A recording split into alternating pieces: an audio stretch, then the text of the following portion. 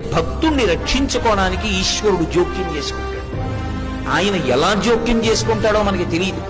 ఒక్కొక్కసారి బహుముందుగానే జోక్యం చేసుకుంటాడు. వచ్చేది తెలుస్తుంది కాబట్టి అడ్డుకట్ట వేసి నించుంటాడు.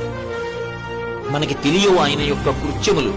భక్తుణ్ణి మాత్రం ఆదుకుని తీరుతాడు ఈశ్వరుడు. నన్ను నమ్మండి అంతే, అంతకన్నా నేను చెప్పలేను.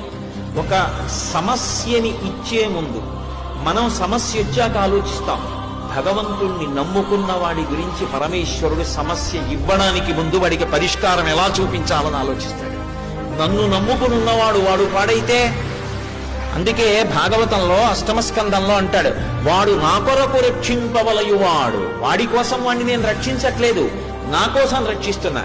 అటువంటి వాడు పాడైపోతే లోకంలో భగవంతుడున్నాడు అని ఎవడు నమ్ముతాడు? నమ్మడు.